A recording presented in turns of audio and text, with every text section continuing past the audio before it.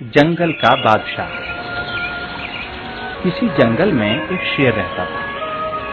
سب جانور اس کو اپنا راجا مانتے تھے۔ شیر کا ایک بچہ تھا، بڑا خوبصورت، بالکل اپنے باپ جیسا۔ شیر نے اس کو سارے داؤں گھات سکھا کر پکا کر دیا تھا۔ جب بوڑھا شیر مرنے لگا تو اس نے اپنے بچے سے کہا، شیرو، اب میں مرنے کے قریب ہوں۔ ہر جینے والے کے لیے موت ضروری ہے، یہی اللہ کا قانون ہے۔ ویسے تو تم ہر طرح ہوشیار ہو، پھر بھی ایک نصیحت تمہیں اور کرتا ہوں، تم اس پر عمل کرنا۔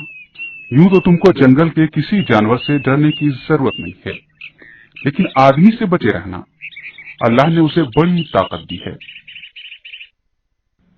شیر کے بعد شیر کا بچہ جنگل کا راجا بنا۔ سب جانور اس سے ڈرتے تھے، مگر وہ اپنے باپ کی آخری بات کو بھولا نہیں تھا۔ وہ آدمی کو دیکھنا چاہتا تھا کہ وہ آخر کیا بلا ہے جس سے بچے رہنے کی میرے باپ نے نصیحت کی ہے۔ ایک دن وہ آدمی کی تلاش میں نکلا۔ بہت دیر تک ادھر ادھر پھرنے کے بعد ایک گھوڑا ملا، بہت چالاک، چھلانگے لگاتا اور کودتا ہوا۔ اس کی پھرتی، چالاکی اور ہوشیاری کو دیکھ کر شیر کے بچے نے جی میں سوچا، شاید یہی آدمی ہے۔ ڈرتے ڈرتے اس کے پاس گیا، ادب سے کھڑا ہوا اور پوچھا، کودو بھیا، کیا تم آدمی ہو؟ گھوڑا یہ سن کر بھونچکا رہ گیا۔ اس کے منہ سے گھاس کا گچھا چھوٹ گیا۔ بیچارے نے ڈرتے ڈرتے جواب دیا، اے جنگل کے راجا، میں تو گھوڑا ہوں، گھوڑا۔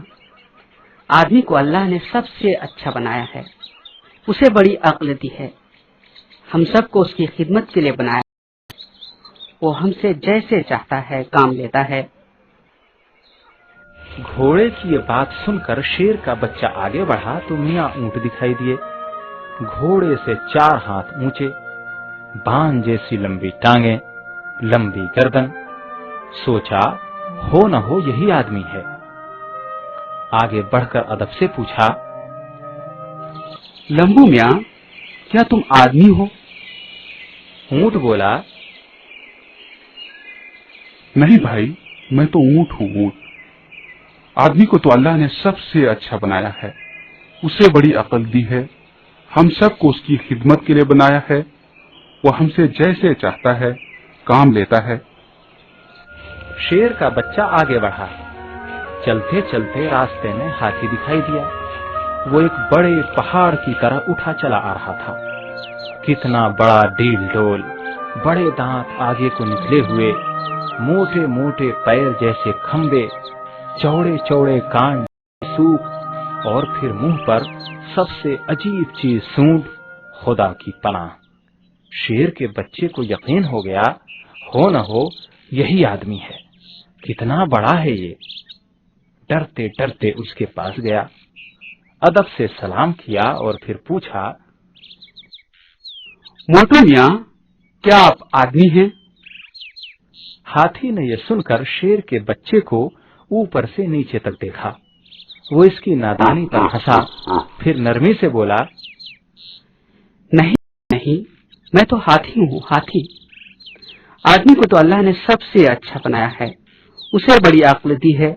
ہم سب کو اس کی خدمت کے لیے بنایا ہے، وہ ہم سے جیسے چاہتا ہے کام لیتا ہے۔ اتنے بڑے ہاتھی کی بات سن کر شیر کا بچہ اور بھی سوچ میں پڑ گیا کہ میں کبھی آدمی کے سامنے نہیں جاؤں گا۔ معلوم نہیں وہ کتنا بڑا ہوگا جو اتنے بڑے ہاتھی سے بھی کام لیتا ہے۔ یہ سوچ کر وہیں سے گھر لوٹ پڑا۔ لیکن خدا کا کرنا، اسی جنگل میں ایک بڑھئی لکڑیاں چیر رہا تھا۔ ایک بڑے لٹھے میں پھنی لگی ہوئی تھی۔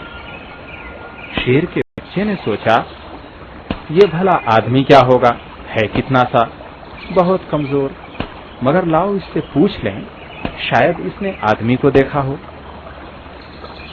وہ بڑھئی کے پاس گیا اور پوچھا، کیا تم نے کبھی آدمی کو دیکھا ہے؟ پہلے تو بڑھئی ڈرا، پھر ہمت کر کے بولا، मैं आदमी ही तो हूँ, कहिए आपको क्या काम है। ये सुनकर शेर का बच्चा बहुत जोर से हंसा और हकारत से कहा, अरे क्या तू ही वो है जिसकी खिदमत के लिए घोड़ा, ऊंट और हाथी पैदा किए गए हैं? तुझे तो मैं जरा की जरा में खत्म किए देता हूँ। ये कहकर शेर का बच्चा आगे बढ़ा ताकि बढ़ई का काम तमाम कर दे, लेकिन बढ़ई ने हिम्मत से काम लिया और शेर के बच्चे से बोला, जरा ठहरो, सचमुच अल्लाह ने आपको बड़ी ताकत दी है, लेकिन उससे क्या होता है? मुझे भी अल्लाह ने बड़ी अक्ल दी है। देखो मैं इतना बड़ा लट्ठा चीर रहा हूँ, मैंने उसमें ये फन्नी लगाई हुई है। तुमसे हो सके तो जरा इस छोटी सी फन्नी ही को निकाल कर दिखाओ, फिर मुझ पर ताकत आजमाना। शेर का बच्चा ये सुनकर जोर से हंसा और बोला,